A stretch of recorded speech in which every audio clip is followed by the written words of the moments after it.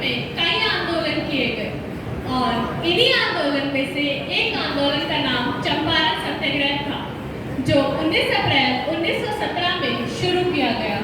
बिहार में क्रांतिकारी जिला है चंपारण।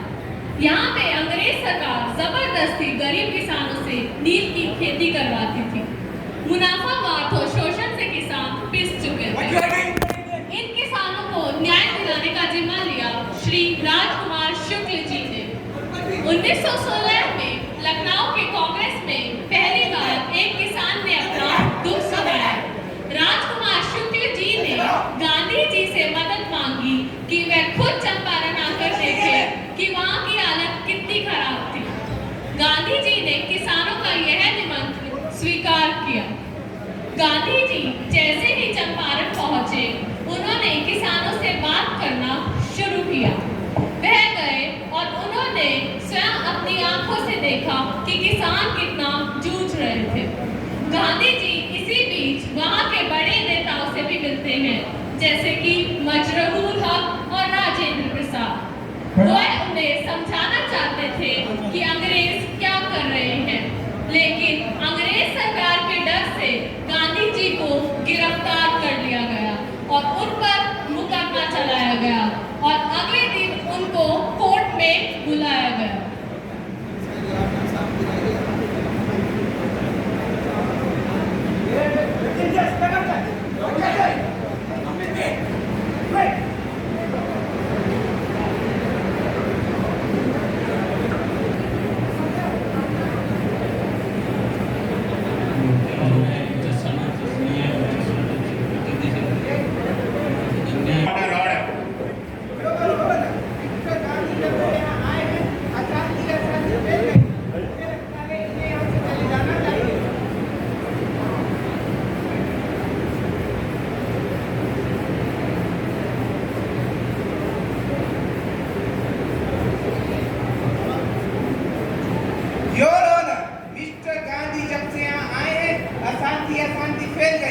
मुझे लगता है इन्हें यहाँ से चले जाना चाहिए।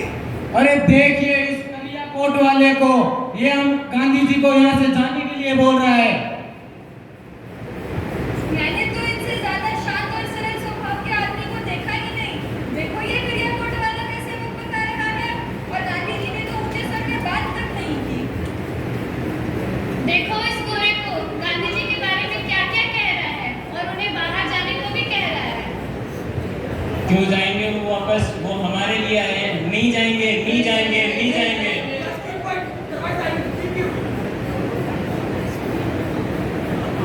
आप लोग शांत हो जाइए। आपको अपनी सफाई में कुछ कहना है मिस्टर गांधी? माय लॉर्ड, मैं आपके आज्ञा के अनुसार केवल इतना ही कहना चाहूँगा कि यदि मैंने इन सहायता की है इन किसान भाइयों की और सहायता करना अपराध है, तो हाँ, मैं हूँ अपराधी। बातों को यूं न टालिए मिस्टर गांधी। चंपारण के किसानों को भड़काने में आपका ही हाथ है। वकील साहब, मैंने ऐसा तो नहीं कहा। आप खामखा मुझे ही दोषी ठहरा रहे हैं। चलिए, एक बार यह सिद्ध भी हो जाए तो आप कैसे करवाएंगे? देखिए योर ऑनर, देखिए आदमी कितना चालाक है। ये अपनी बातों को मानता भी है और अपनी बातों को नहीं भी मानता है। ये खामखा कोर्ट का वक्त जाया कर रहा है योर ऑनर। मिस्टर गांधी, आपको जो भी कहना है सीधा साफ कहिए। जी मैं जो भी कह रहा हूँ सीधा साफ एवं सत्य कह रहा हूँ, लेकिन मेरी बदकिस्मती केवल इतनी ही है कि ये हमारे वकील साहब बार बार एक ही सवाल पूछ रहे हैं और मैं सबका एक ही सत्य जवाब दे रहा हूँ, फिर भी ये मुझे खड़े कराए हुए हैं। तो ठीक है, आप आखिरी बार बोलकर मुझ पर कृपा करें। जी हाँ, क्यों नहीं माय लॉर्ड। माय लॉर्ड, मुझे यहाँ राजकुमार शुक्ला ने बुलाया था। उन्होंने जिस तरीके से मुझे यहाँ की दुर्दशा बताई, मुझे विश्वास नहीं हुआ। जब मैं आया तो यहाँ की दुर्दशा और भी ज्यादा बदतर थी। तो ऐसा क्या देखना आपने मिस्टर गांधी? वकील साहब, मैंने देखा इन हमारे किसान भाइयों के छोटे छोटे बच्चे गंदगी और भूख से मर रहे हैं। उनकी माताएं, पिता सभी गंदगी और भूख से मर रहे हैं।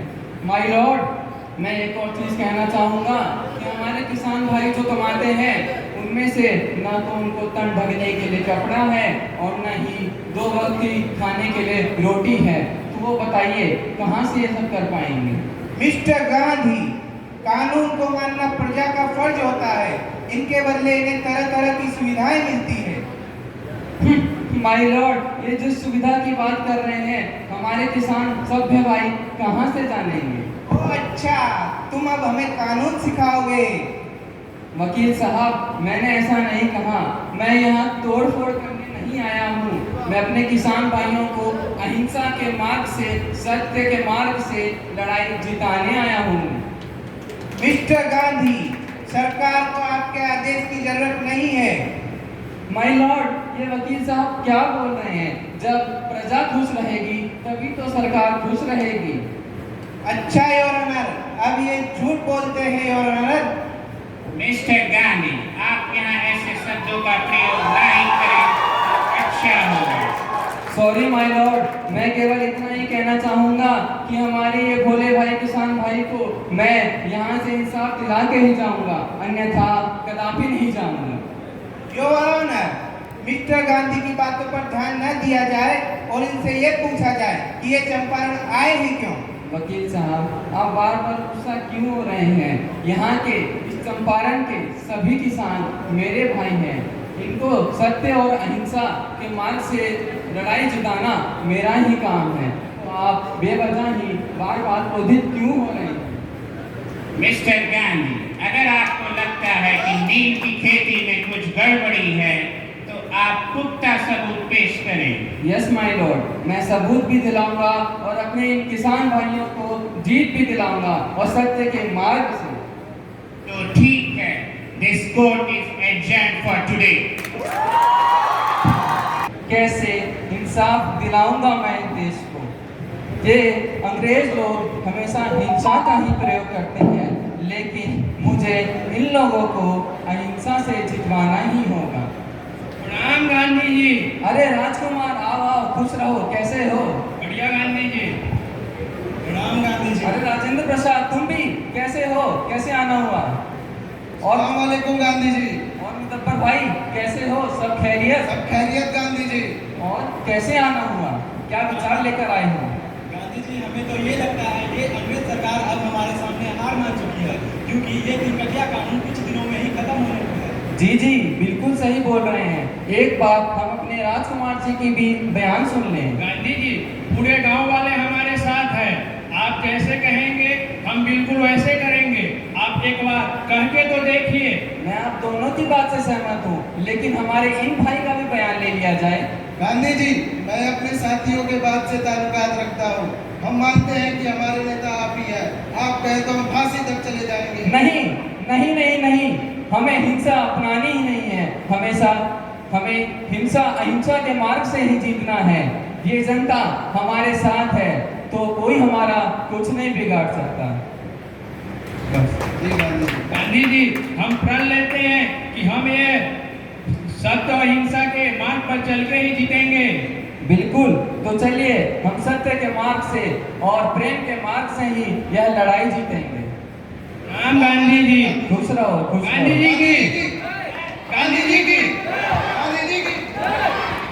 सिलसिले में अंग्रेजों ने बहुत दांव पेच खेले, गांव वालों को धमकाया, गांधी जी को गुमराह करने की कोशिश भी की, लेकिन गांधी जी ने धीरज और निडरता से जो लड़ाई जारी रखी, अंग्रेजों को समझ में आ गया था कि उनकी हार निश्चित है। गांधी जी हार मानने वालों में से नहीं थे, लेकिन अंग्रेजों ने अपनी आखिरी तीर का इस्तेमाल किया। जैसे ही गांधी जी अंग्रेजों से बात करने जाने वाले थे, तभी कलेक्टर ने गांधी जी को चिट्ठी लिखी।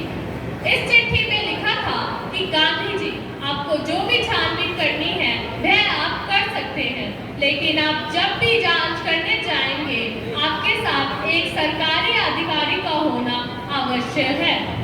चाहे आप किसी गांव वाले से बात करें या किसी नेता से, आपको हमेशा अपने साथ एक सरकारी अधिकारी रखना पड़ेगा।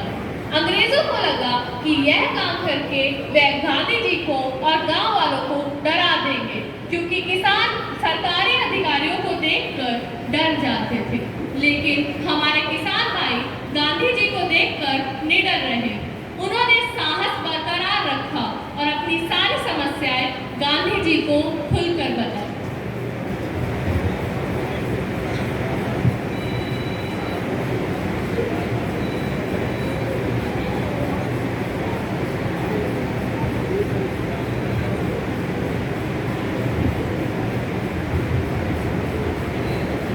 प्रणाम गांधी जी।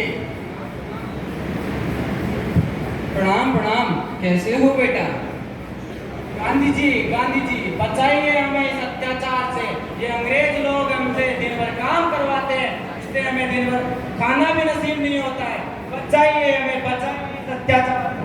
पुत्र व्यथित न हो, जो होगा अच्छे के लिए होगा। हम इंसाफ जरूर दिलाएंगे, इसीलिए तो हम सब हैं। नमस्कार गांधी जी। गांधी जी, हमारी समस्या भी सुनिए गांधी जी। बोलो पुत्र बोलो। गांधी जी, ये अंग्रेज लोग हमसे लगान तो पूरा लेते हैं, फसल चाहे अच्छी हो चाहे खराब हो।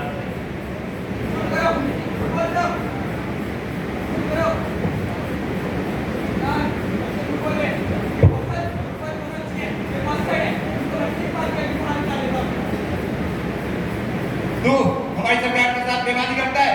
बापू, ये लोग बेईमानी की बात करते हैं, किसान आखिर क्या बेईमानी करेगा? बेईमानी तो ये लोग हमारे साथ करते हैं बापू। चिंता मत करो पुत्र, मैं तुम्हें इंसाफ दिलाऊंगा। चिंता मत करो, जाओ खुश रहो।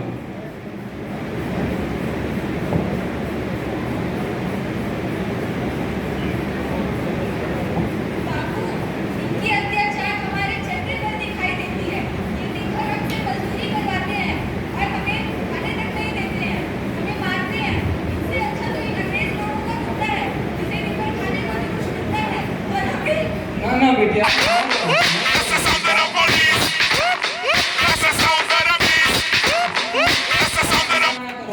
इंसाफ मैं दिलाऊंगा, सत्य और अहिंसा के मार्ग पर चल के। आपको तो पता होगा ये अंग्रेज तीन कठिया कानून खत्म करने वाली है, तो इसमें व्यथित होने की कोई बात ही नहीं है।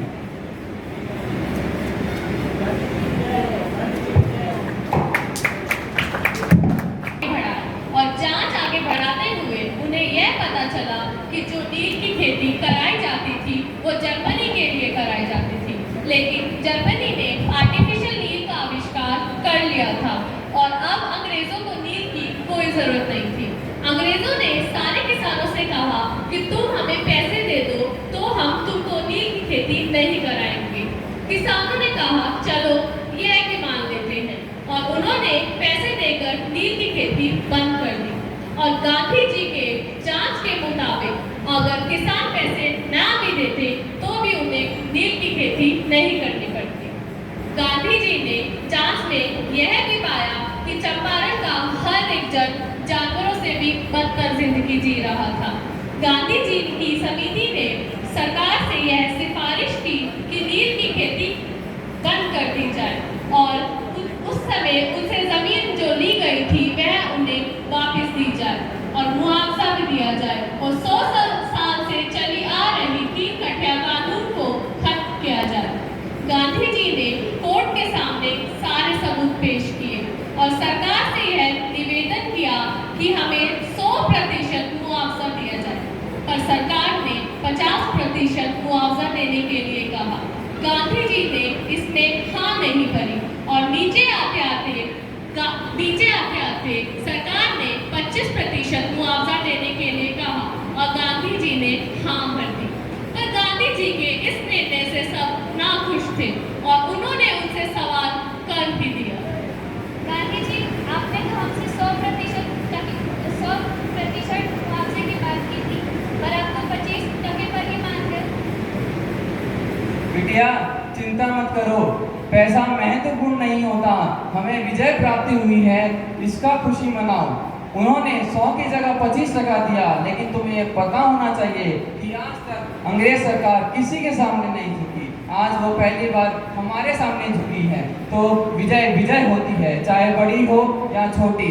हमने अहिंसा, सत्य और प्रेम के मार्ग से लड़ाई जीत ही ली। गांधी जी की जय हो, गांधी जी की जय हो। हमारे कॉलेज की 3 हत्या कानून के विषय में कुछ पंक्तियां प्रस्तुत करने के लिए बुलाना चाहूंगी। एक बार जोरदार तालियां हो जाए। आज ये जो कार्यक्रम के लिए हम सब एकत्रित हुए हैं, इसके मूल है किसान ही है। अपने चंद पंक्तियों के माध्यम से किसानों के उपेक्षित इतिहास को वर्तमान से जोड़ने का प्रयास की हूँ। नौबसात से सभ्यता की मौर्यों के सम्मान तक, गुप्तों के दान से मुगलों की शान तक सजी है दमक जो अट्टालिकाओं के भाल पर, रत्न जड़ित सिंहासनों से अजूबे ताज के निर्माण पर। रखे हैं हमने संभाल कर कंगूरों की खाल, क्यों न दिखा पाँवों के छाले, पीठ के कोड़े घाव तक रच गई सभ्यताएं, बस गए